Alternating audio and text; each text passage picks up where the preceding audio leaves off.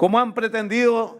The head of Nicaragua's armed forces this month accused journalists of being information mercenaries, intent on overthrowing President Daniel Ortega's government. A estos vividores y mercenarios de la información. We say to these freeloaders and mercenaries of information, financed by foreign interests, that their lies and slander will never divide us. At an event this month marking the 44th anniversary of the country's armed forces, Commander-in-Chief Julio César Avilés claimed reporters were trying to get the military to depose the president. Piden más agresiones contra la institución. They call for more attacks against the institution to provoke a reaction from us, to stage a coup against the legitimately constituted government. Faced with these intentions, our response is resolute and clear. We will never do it. The army chief didn't name specific media outlets, but the remarks came a few days after the news website Confidencial published a report on the leadership of the armed forces, including Avilés. The report said military leaders had submitted to Ortega's will, and some were complicit in repressing protests in 2018.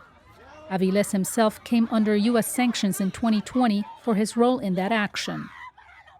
He later dismissed the sanctions as an attempt to discredit the army. Elmer Rivas is a journalist at Confidencial.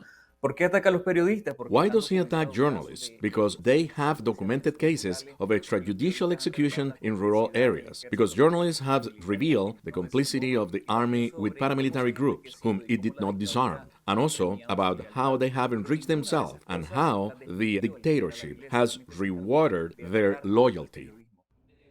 Media organizations rejected claims that they are trying to overturn the government and said such remarks add to an already hostile environment. Independent media are enduring a nightmare of censorship, intimidation, and threats, says media watchdog Reporters Without Borders, which ranks the country poorly on its global index. José Cardosa of the Independent Journalists of Nicaragua. The army chief's hate speech shows that those in power continue to be uncomfortable with our work as journalists. We journalists have never advocated for a coup against the regime. We have simply done our job, to inform. In recent months, dozens of reporters have fled Nicaragua, fearing persecution, watchdogs say. But even after they're forced into exile, they still try to provide independent news coverage. For Donaldo Hernández in Costa Rica, Veronica Villafañe, VOA News.